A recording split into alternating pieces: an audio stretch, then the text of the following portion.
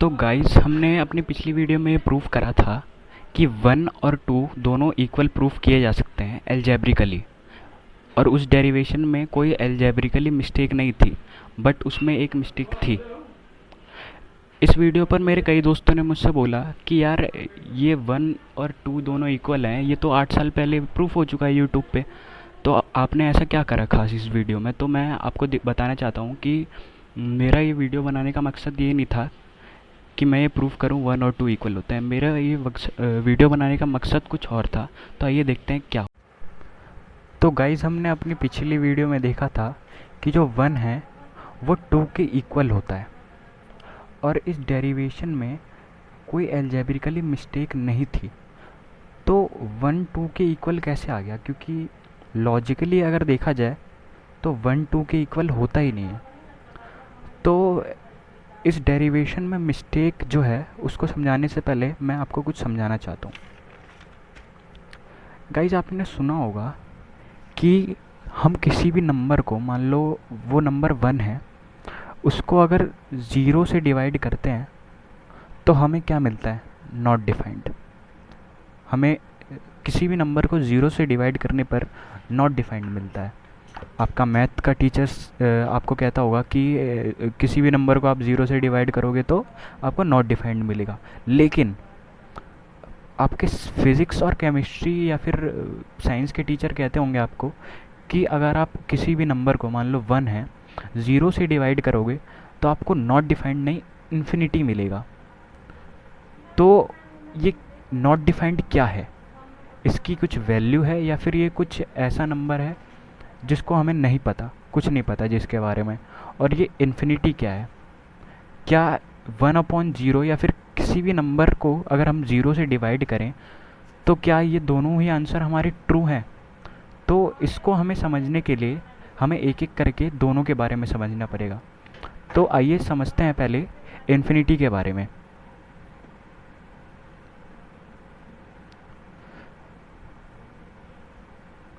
तो गाइस मान लो कि मेरे पास कोई नंबर है, मान लो 1,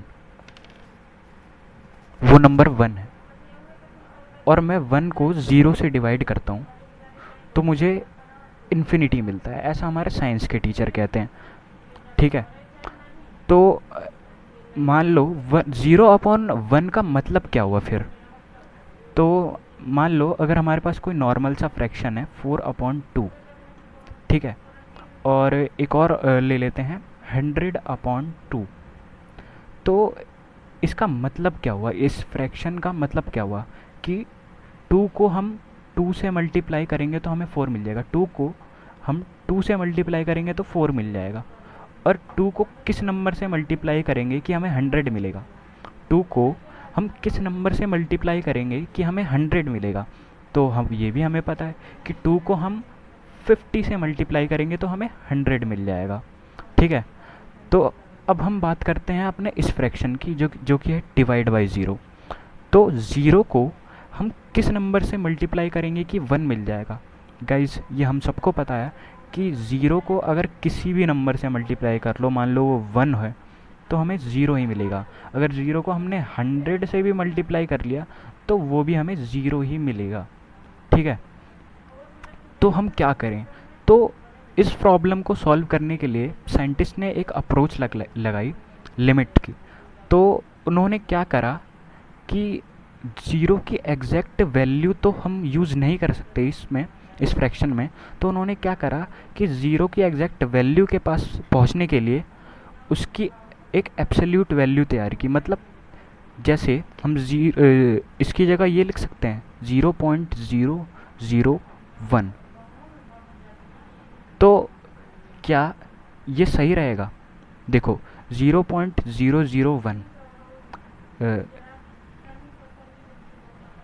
तो हम 0.001 यूज़ करके ज़ीरो की वैल्यू के पास पहुंच गए, थोड़ा सा पास पहुंच गए, क्योंकि 0.001 और ज़ीरो में ज़्यादा फ़र्क नहीं है। तो तो इसको हम कैसे लिख सकते हैं? 1/0.001। और इसको हम ऐसे भी लिख सकते हैं 1/10⁻³ 1/10⁻³ और ये जब ऊपर जाएगा तो ये 10⁻+3 बन जाएगा। ठीक है।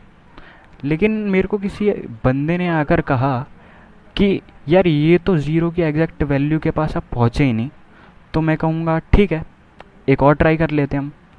तो मैं क्या करूँगा, ज़ीरो की वैल्यू के थोड़ा और पास पहुँचने की कोशिश करूँगा। तो मैं क्या करूँगा, 0 पॉइंट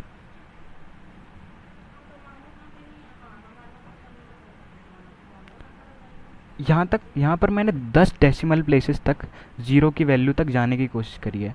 तो यहाँ पर मुझे कुछ ऐसा मिलेगा, ये 10 की पावर -10, 1/10 की पावर -10, और ये क्या होगा, 1/10 की पावर 10। अब देखो ये जो वैल्यू है उससे ये वैल्यू ज़्यादा एक्यूरेट है, क्योंकि ये ज़ीरो के ज़्यादा पास है। ये वाली वैल्यू जो है वो ज़ीरो के ज़्यादा पास है।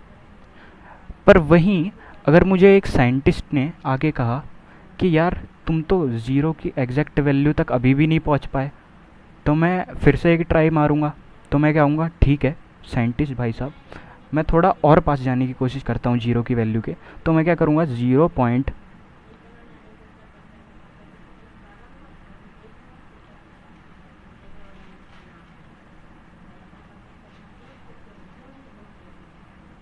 तो मैं 20 डेसिमल प्लेसेस तक ज़ीरो की वैल्यू तक पहुँचा। तो मुझे कुछ ऐसा मिलेगा, 10 की पावर -20। ये देखो इस वैल्यू से ज़्यादा एक्यूरेट है ये ज़ीरो के पास, ये ज़ीरो के पास ज़्यादा है। ये वाली वैल्यू जो है वो ज़ीरो के पास और ज़्यादा करीब है। तो अगर मैं इसको ऊपर लाऊं तो ये मुझे 10 की पावर 20 मिलेगा। अब ऐसा करते करते मैं कितना ज़्यादा बढ़ाऊँगा, कितना ज़्यादा बढ़ाऊँगा। ऐसे तो यार पूरा टाइम ख़त्म हो जाएगा ज़ीरो लिखते लिखते, लेकिन ज़ीरो की वैल्यूज़ कभी कम ही नहीं होगी, बढ़ते जाएगी बढ़ते जाएगी बढ़ते जाएगी, और मैं ज़ीरो की एग्जैक्ट वैल्यू तक पहुंचते जाऊंगा, और एग्जैक्ट वैल्यू तक पहुंचते जाऊंगा, और एग्जैक्ट वैल्यू तक। तो मुझे ऐसा करते करते कितना टाइम लग जाएगा, तो मुझे ऐसा करते करते 10 की पावर -इन्फिनिटी तक का टाइम लग जाएगा, क्योंकि ये इन्फिनिटी तक जाएगा।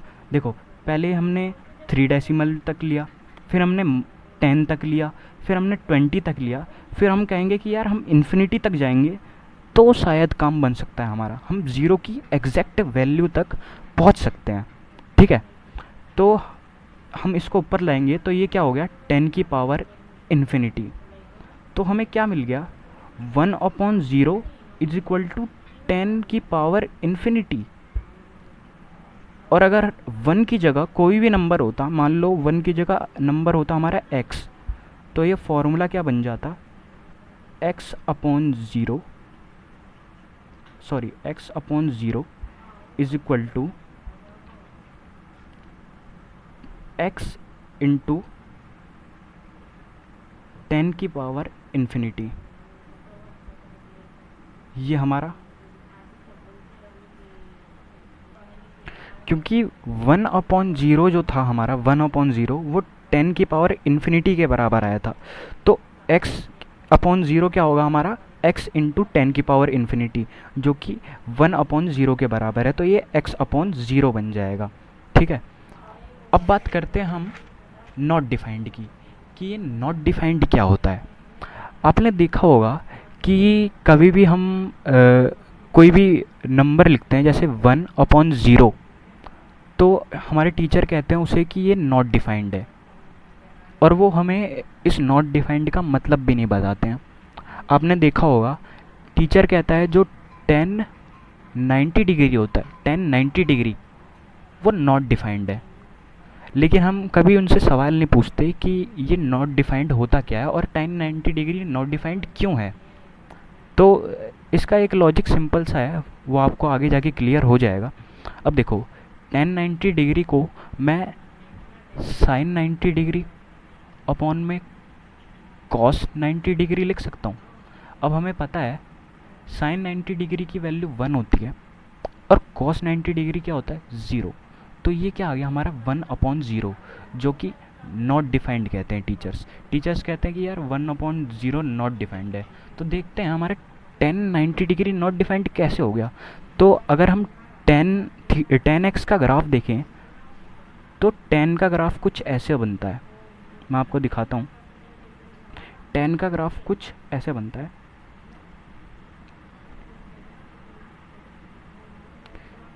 कुछ ऐसा बनता है, आपने बुक्स में देखा होगा, यहाँ पर हमारा 0 डिग्री होता है और यहाँ पर हमारा होता है, यहाँ पर मान लो हमारा 90 डिग्री है, ठीक है। और ये 90 डिग्री ये ऐसे ऐसे ऐसे ऐसे ये 90 डिग्री की लाइन है। तो अब देखो यहाँ पर गौर करने वाली बात ये है कि 90 डिग्री पे तो ये लाइन मिल ही नहीं रही है, तो इसका मतलब 1090 डिग्री की वैल्यू डिफाइंड ही नहीं है, मतलब ये लाइन कभी जाके मिलेगी ही नहीं 90 डिग्री पर, इंटरसेक्ट ही नहीं करेगी, क्योंकि ये दोनों पैरेलल जा रहे हैं, पैरेलल। और वहीं अगर हम लिमिट लगाएं, एक अप्रोच लगाएं, 0 की जगह 0.00, इसको हम 0.000000 करते जाएंगे तो हमें एक अप्रोच मिल जाएगी कि हाँ इसकी वैल्यू हमें मिल सकती है। क्यों? जैसे देखो, इस लाइन को पैरेलल होने की बजाय हम इसको थोड़ा सा स्लाइटली ऐसे बेंट कर देंगे तो ये कहीं इन्फिनिटी पर जाकर मिलेगा और 1090 डिग्री की वैल्यू हमें इन्फिनिटी मिल जाएगी। बट अगर हम एक अच्छे मैथमेटिक्स के स्टूडेंट हैं तो हम क्या करेंगे, ज़ीरो की एग्जैक्ट वैल्यू पर काम करना चाहेंगे, है कि नहीं? ज़ीरो की एग्जैक्ट वैल्यू पर काम करना चाहेंगे, इसलिए ये लाइन जो है कभी मिलेगी ही नहीं 90 डिग्री पर, ये लाइन कभी मिलेगी ही नहीं 10 के ग्राफ में। इसलिए हमारा जो 1090 डिग्री होता है वो नॉट डिफाइंड होता है, क्योंकि कभी मिलती ही नहीं है लाइन। तो अब हम बात करते हैं, मान लो कोई नंबर है हमारे पास 1/0, मान लो कोई नंबर है, ठीक है। इसकी वैल्यू मान लो हमारे पास, इसकी वैल्यू a है, ठीक है। और अगर मैं 0 को इधर लेके जाऊं तो ये क्या बन जाएगा, a इंटू 0। तो अब देखो 0 इंटू a क्या होगा, 0, और 0 इज इक्वल टू 1 आ रहा है यहाँ पर, ठीक है। तो 0 इज इक्वल टू 1 ये कैसे हो सकता है? ये तो गलत हुआ पूरा 0, क्योंकि कभी 1 के बराबर होता ही नहीं है। और अगर मान लो अगर इसमें मैंने 1 प्लस कर दिया दोनों साइड, तो ये क्या हो जाएगा 0 + 1, और इधर क्या हो जाएगा 1 + 1। तो ये क्या आ गया हमारे पास 1, और इधर हमारे पास आ गया 2। तो फिर से हमारे पास 1 इक्वल टू 2 आ गया, जो कि गलत है। तो आपने देखा यहाँ पर 0 को किसी नंबर से डिवाइड करने से, मतलब किसी भी नंबर को 0 से डिवाइड करने पर हमें इतनी बड़ी मिस्टेक मिल जा रही है। तो इसलिए हमने क्या करा, 1/0 जो है उसको हम नॉट डिफाइंड बोलते हैं, और हम जैसे ही ये फ्रैक्शन आ जाता है उससे हम बचने की कोशिश करते हैं, हम उस पर लिमिट लगाते हैं ताकि वो इन्फिनिटी को टेंड कर जाए। तो हमारा इस क्वेश्चन में भी यही गलती हुआ था, ये जो डेरिवेशन करी थी हमने, तो इसमें भी यही गलती हुआ था। इसमें गलती क्या थी, ये क्योंकि b जो है वो a के इक्वल था, तो b माइनस a जो था वो 0 हो गया था हमारा। और ये देखो, ये पूरा फ्रैक्शन हमने 0 से डिवाइड कर दिया। सोचो, ये पूरा फ्रैक्शन हमने 0 से डिवाइड करा, इसलिए हमारा 1 इक्वल टू 2 आ गया। तो थैंक यू गाइस, और अगर आपको ये वीडियो अच्छा लगा तो प्लीज़ लाइक करें एंड सब्सक्राइब करें।